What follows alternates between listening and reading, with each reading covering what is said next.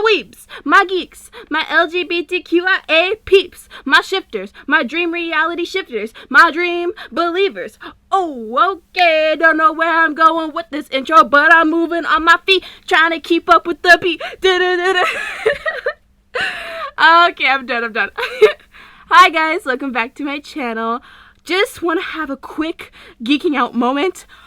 Life is Strange, True Colors. So good. Such a good game. Such a good game. Such a good game. If you haven't heard of it or seen it, watch it or play it. Both of the experiences are great. Alright? Just do it. So good. The characters, you have to love them. Even the ones that end up being bad guys, you're like, oh, I love you! But then you're also like, I hate you! And it's crazy. And the scenery is so beautiful. It's so beautiful. And you have Ryan. Okay, wait. A lot of people like really like Steph, and I totally agree. Steph is gorgeous and amazing, but I love Ryan. Ryan is my boy. He's like a puppy. He is a human puppy. I love him. I'm in love. He's on my phone screen. He's my wallpaper now because that's how much I love him. Him and Megami. I have Ryan Lucan on the front screen as my lock screen, and then Megami from Jujutsu Kaisen on my homepage screen, or whatever you call it. Home screen? I don't know. But yes.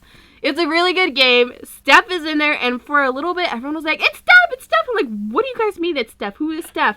And then I looked it up, and I'm like, oh, Steph is from Before the Storm. She looks so different. Like, she looks the same, but different. Because, the graphics of the game improved so much. I was like, oh my gosh.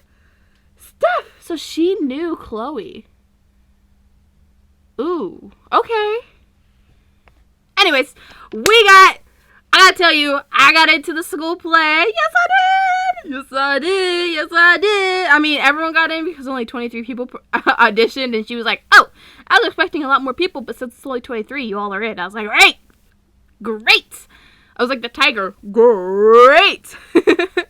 But I'm super excited. My mindset was, okay, this is your senior year. You've always wanted to perform on stage. You wanted to say some lines. You're in the theater program. Let's do it.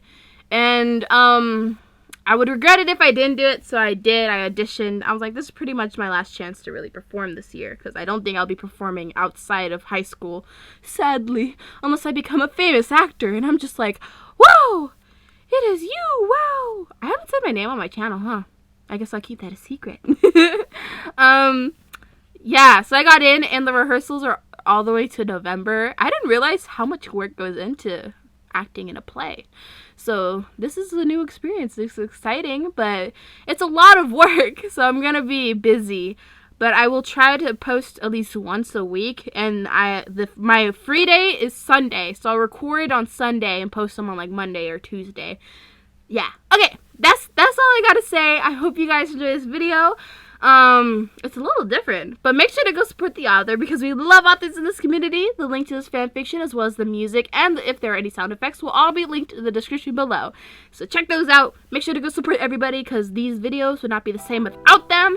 And yeah, hope you guys enjoy. Let's get into it, guys.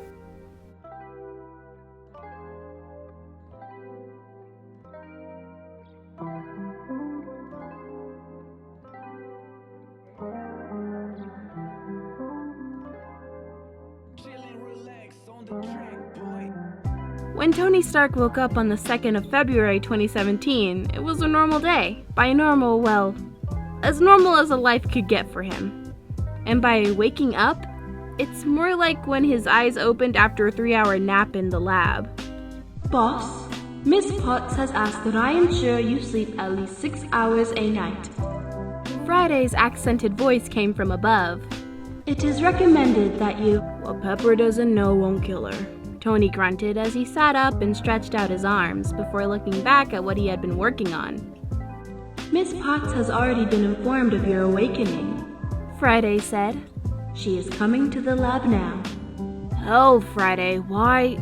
His words were cut off by the elevator doors to the lab sliding open to admit Pepper Potts inside. Hey, Pepper. Fancy seeing you here.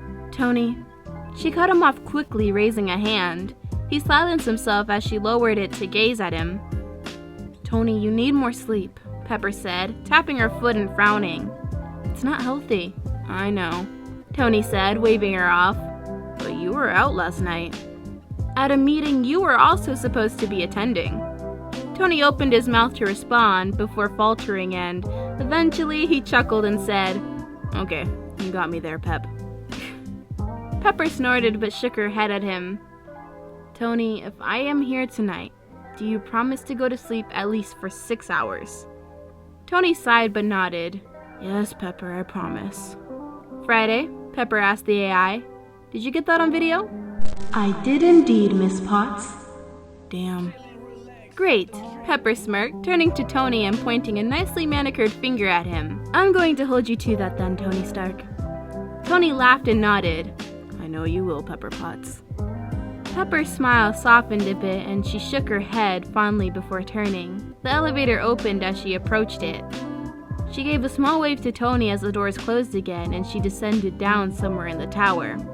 Tony smiled, lowering his hand from the small wave of his own he had given in response before turning back to his work.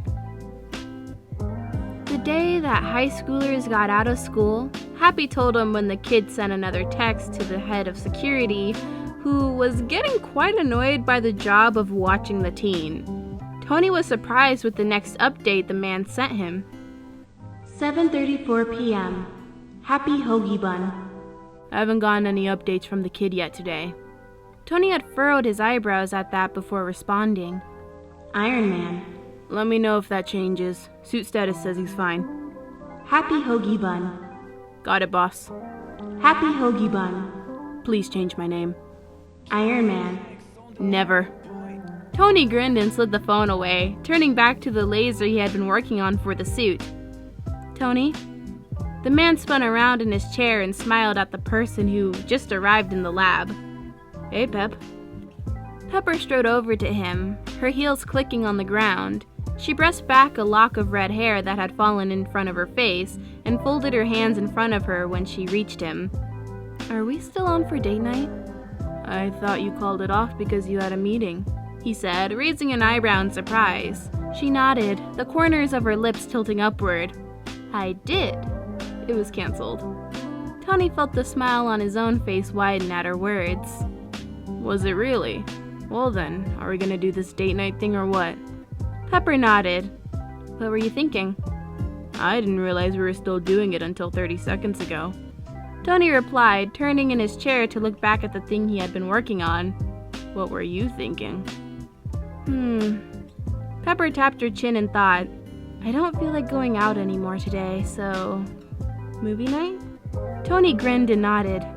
"Sounds great, Pep." Pepper tossed her hair back over her shoulder and looked at him. She sighed as the man continued scribbling on a blueprint before moving a piece of machinery he was working on. "I want you upstairs in 15 minutes, Tony." Tony glanced back at her, looked at his work, and then back at her again before nodding mutely. She smiled a small thing. "Great." Pepper left without another word into the elevator, leaving Tony alone with his work once again. The superhero looked back at the small bits of metal in front of him before sighing and pushing it aside. He pushed his chair back and rode it on its wheels it had over to the screen across the room. Typing a few quick words on the keyboard, Tony pulled up the blueprints he had been working on since the incident in Germany. The Iron Spider. Tony perched his head on one of his hands and used the other to scroll down through the measurements and ideas he had listed. He wanted to have the suit ready for the kid whenever it may come that he needs it. The billionaire knew that the young teen from Queens still hadn't even completed the training wheels protocol. The kid actually didn't even know about it. But in the world they lived in, the life they lived, Tony wasn't going to take any chances. "Friday," he said to the AI. Yes, boss? "Put Iron Spider on my to-do list, please." You don't have a to-do list, boss. Her accented voice responded, and she almost sounded amused. "Almost. Then make one." Got it, boss. Tony stood up and stretched out his back, wincing when he heard it crack. "Damn, I'm getting old," he muttered to himself. a ding from his phone and Friday's voice saying, "A text from Happy Hogan, boss," interrupted his thoughts. "Thanks," Tony said as he picked up the phone. He smiled a bit when he read the message. 7:46 p.m. Happy Hoagie Bun. Kids back online again. The summer went relatively normal for Tony. Thankfully, the kids seemed to be getting along fine with his Spider-Manning. That was a weird word. Tony wondered to himself once in a while, mostly during date nights with Pepper, whether or not Happy was still holding on to that ring. Tony knew those close to him thought he was busying himself with his work on the suits, and while he was, he secretly spent quite a bit of time in the labs going over the Sokovia Accords. More importantly, trying to find a way that he could weasel the other Avengers out of it. Nothing had worked yet, but Tony was still working his way through them, hopefully. Tony shook these thoughts out of his mind and scribbled away the last measurements he had written as Friday told him a double check showed that they were incorrect. "Measure them again, Fry," Tony said, rubbing his eyes, as he searched the table for a tool. "You, grab me that." You beeped and handed him the tool just out of his reach. "Thanks," Tony said. "Dummy, grab me a coffee from over there." He waved in the general direction, but the small robot understood and sped over. It grabbed the mug and made its way back over. Tony moved to take it and watched as the robot released it, allowing it to fall to the floor. "Shit!" Tony cursed, backing away from the hot liquid that was now splattered on the floor. He scowled as some of it sucked into his socks. "One of you clean that up," he said, swiping the blueprints away into a secure file and locking the device as he stood up and made his way to the elevator. Gritting his teeth at the wet feeling the socks gave as they were soaked with coffee now. Dummy and you beeped at the instruction, and Tony hoped that it would be clean when he got back. As Tony rode up the elevator, he refused to move, not wanting to experience the wet sock feeling more than he had to. The elevator dinged a moment later, and he moved into the penthouse, heading right to the bathroom he used much less than he probably should. He took out a clean pair of socks and tossed the dirty ones into the laundry basket in the back of the closet, before sighing. "Dry socks," he muttered. "How I've missed thee." Tony stood up from where he sat and moved back into the main living space. The billionaire somehow found himself by the window, looking out into the city of New York that was so bright despite the fact that it was night.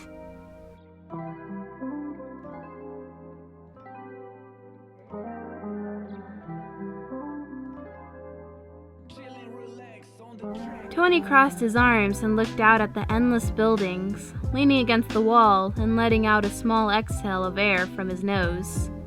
He never really realized how beautiful the city was. It made him feel even more guilty than he normally did. Looking down a bit, Tony managed to spot some of the people walking the streets down below.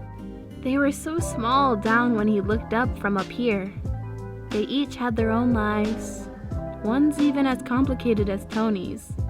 Maybe not as hard, maybe not the same in any way, but just as complicated nonetheless. He remembered when he was in the tower after the Battle of New York all those years ago. It seemed a lifetime ago at this point. It had been the first time the Avengers had ever been a team, ever worked together, and now he wondered if they ever would again. He remembered looking out over the city from his tower. His home had barely been destroyed by the battle, only the top 2 floors being damaged. The rest was fine, but the same couldn't be said for anything else. Their battle had destroyed homes, killed thousands of people, and even if he had saved the city from a nuke, he still felt that the bad of the fight outweighed the good 10-1. Maybe that was just his guilty conscience talking. Tony pressed his lips into a thin line and pushed himself up off of where he leaned against the wall and made his way back towards the elevator to go to the labs, shoving his hands into his pockets. He had a lot of work to do.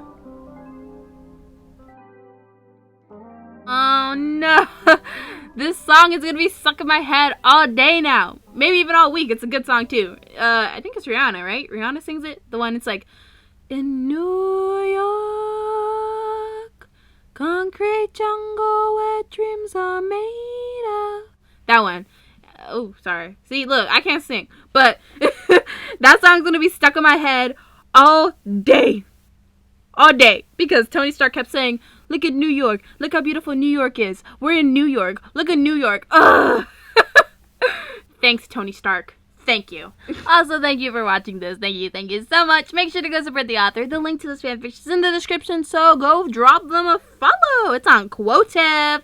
Let's go, Quotev. You the best. We know you like to do... I don't know. Good job, Quotev. I'm in a stingy mood today. I'm like, I can't sing, but I'll do it anyways. Let's go! I hope you guys have a nice day, night, or whenever you're watching this, and I'll see you in the next one, guys. Yeah, I think that's it. All right. Bye.